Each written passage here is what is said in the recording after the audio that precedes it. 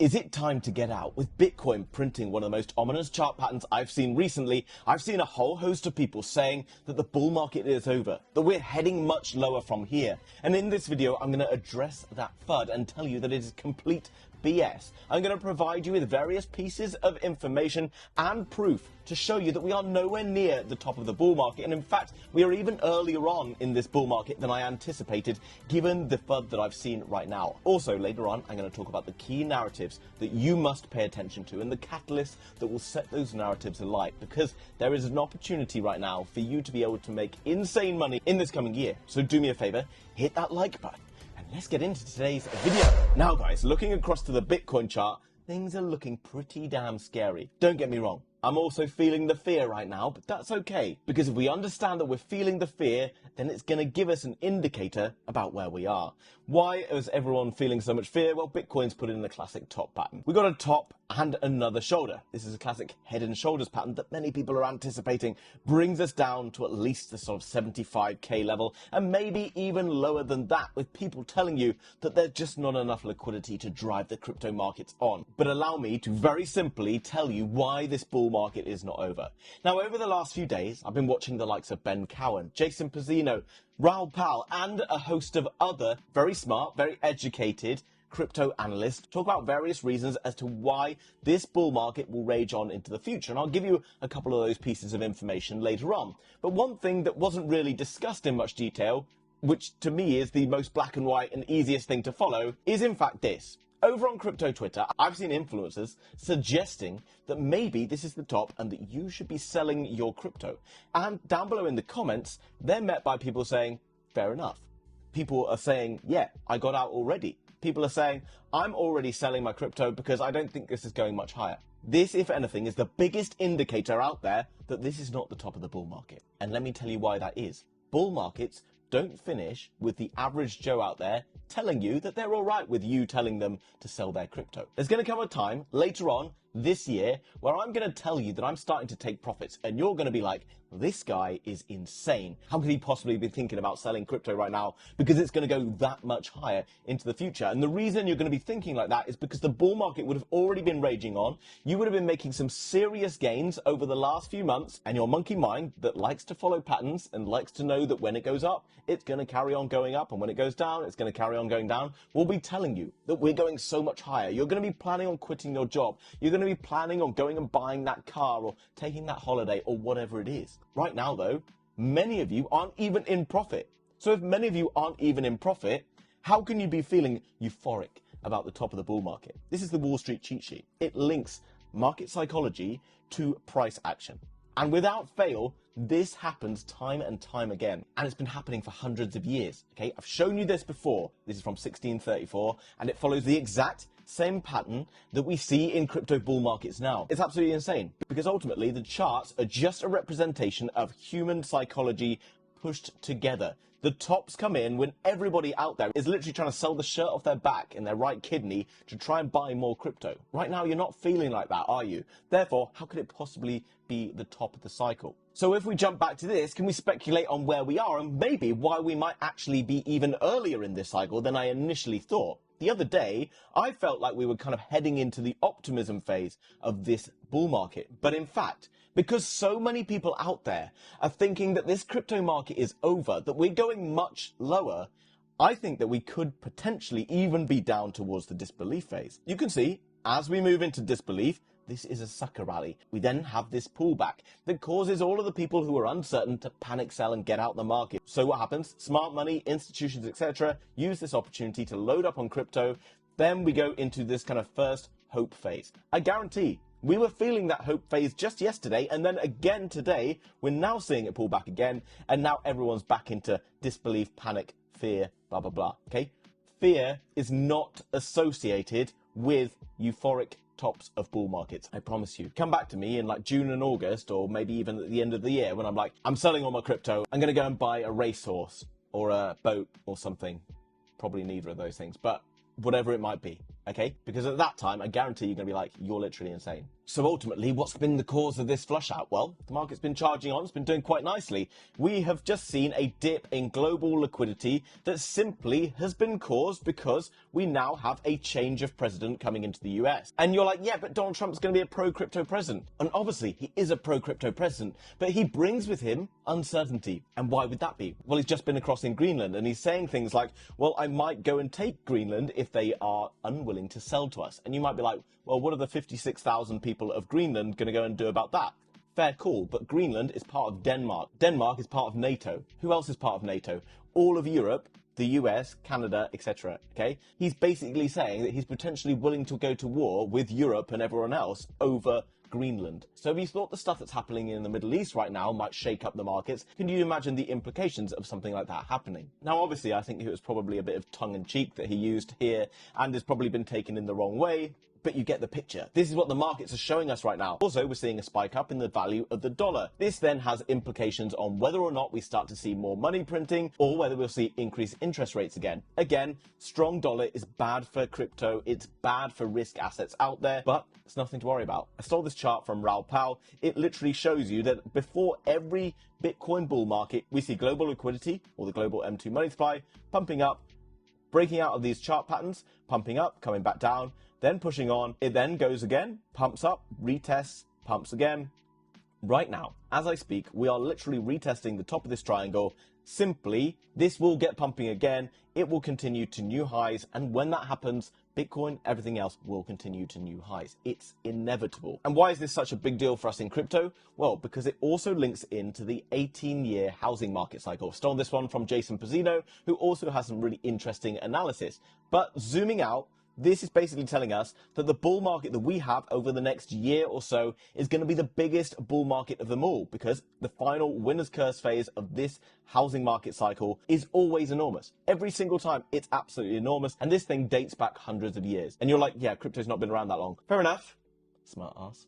But this is linked to the rest of the markets. When the stock market and everything else is going strong, we see crypto going strong as well. So right now, what are you worrying about? Are people starting to spend $600,000 on JPEGs of rocks? Absolutely not. What are you stressing about? Things are absolutely nowhere near that crazy euphoria stage of the market yet. I promise you, we are not anywhere near there. We're somewhere in and around down here. Where exactly? I'm not certain. Let me know down below whether you think we're in the disbelief phase, the hope phase, or the optimism. I'm sure some people will tell me complacency. But again, most of you think that the bull market hasn't even happened yet, that we haven't even had an altcoin season. If that's the case, and we're in the biggest final stage of here, what on earth is going on? So in the short term, if you're a little uneasy, simply do this. Go to tradingview.com, go to Bitcoin, okay, and go and click on weekly, okay? Take a deep breath and now go outside. Stop looking at this, because every time you're looking at the daily charts and the 4-hour charts, and probably some of you are looking at like the 5-minute chart, and in fact, that's a scary looking candle right there. I haven't even seen that one. And you know, it gets the heart going, doesn't it? Okay. We all know that that is a scary looking candle. But actually, on a daily, I don't really see much. It's actually just this little one here. Okay, the more you zoom in to this stuff that you can't control, the scarier it's going to be. One thing as well that's very clear over the last few days when I've been watching Ben Cowan, Jason Pizzino, and all the others that I name dropped earlier, is that all of them, despite their years and years of research and understanding of charts and understanding of the macroeconomics, can't really tell you exactly what's going to happen in the coming days. Because no one can tell you exactly what's going to happen in the coming days, because the short term is incredibly difficult to work out. And while, yes, there are chart patterns that can kind of lead to different probabilities of things happening, it's only probability. Okay, there's no guarantee of anything happening in the short term. There are simply guarantees of what happens in the longer term based on what is happening in the bigger picture. So to use a cliche line, if in doubt, just zoom out. But just for now, just for a bit of fun, let me give my 2 cents on where I think we might end up, or something you can do. Simply go and get yourself this handy little rectangle tool, and you can draw some areas of support on here for Bitcoin. Here we can see a nice area based on where we saw big bounces from before. If Bitcoin does dip back into this area, then happy days. Maybe it will bounce higher. If not, where does it go next? Well, it can then go down to this next area here. And to be honest, worst case, I don't think we get there. I do think that if it happens and it does get down to there, then you're going to see enough kind of fear and worry and enough people selling that the big money can hoover it up, and then it will get moving once more.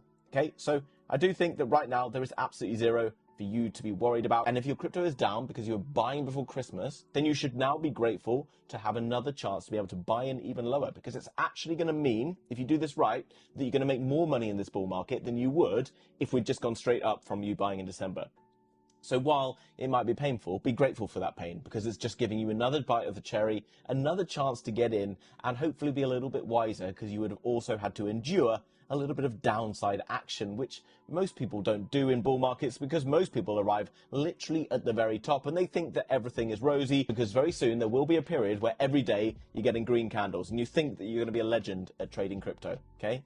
Trust me. And I know a lot of you felt like that there, okay? But when it's going to carry on and do that again, and you're starting to make serious gains on some of the coins that you're holding that might start doing 2, 3, 4, 5x in a single week, you're going to be completely consumed by this. And that's where you get into the euphoria phase and you do dumb stuff like buying expensive JPEGs of rocks. But you're not there yet. So if I was a betting man, where would I be placing my money right now? Well, as you know, if you subscribe to the House of Crypto, where almost every day I run through and I talk to you about what's happening in the market so that you can understand through the eyes of an experienced investor exactly which narratives are going to be moving next, when we can anticipate seeing upside, when we can anticipate seeing downside, etc. So make sure you subscribe, notification bell turned on. Also, later on this week, we're going to talk about different coins I'm buying and different narratives that I think have some of the biggest gains ahead of them. So make sure you subscribe, notification bell turned on, and let's get on with it. Okay, so we've already identified there's going to be 3 major narratives of this bull market, and maybe a few others.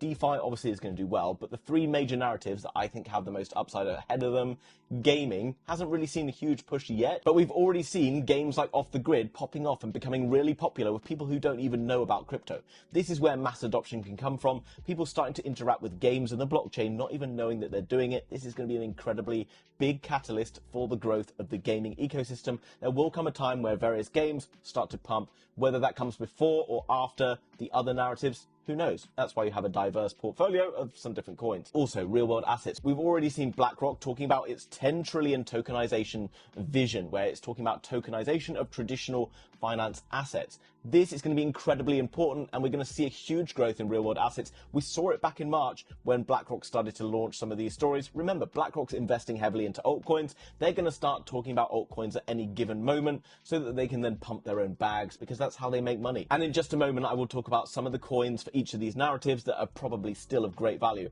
But the narrative to pay attention to, above all others, if you weren't already aware, is AI. Absolute no-brainer.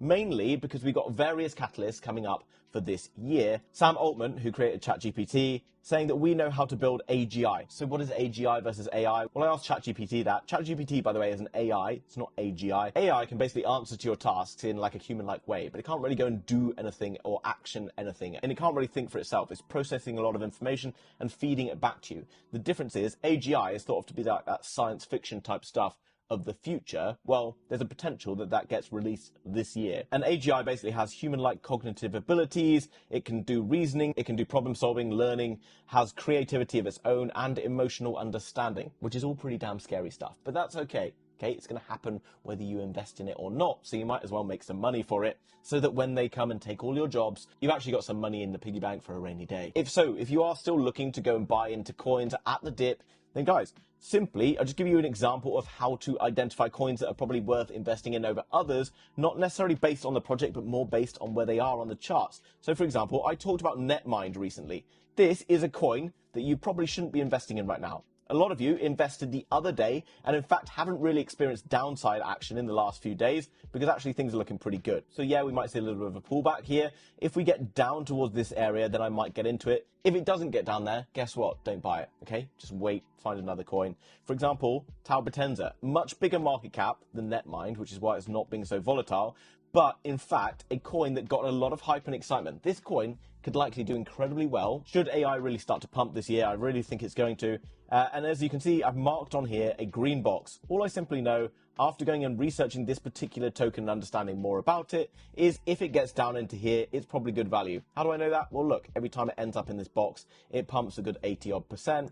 This is pretty healthy for us. Well, not every time, I get it. But you can see it has pretty healthy pumps out of here. If it gets back down to this green box, it's good value. And you can see it still hasn't had major runs towards the upside. Again, you could go and look at other ones in gaming. For example, Beam, a bigger market cap coin, less volatile, but again, offering good value. this is a very interesting project. You can see has sold off and now finds itself down in and around this zone here. For gaming, coins like Medicaid, I started talking about Medicaid when it was down here, has had some incredible aggressive upside more recently. And if it does get back down to around the kind of 2.5 cents, I will be looking to load up more on Medicaid.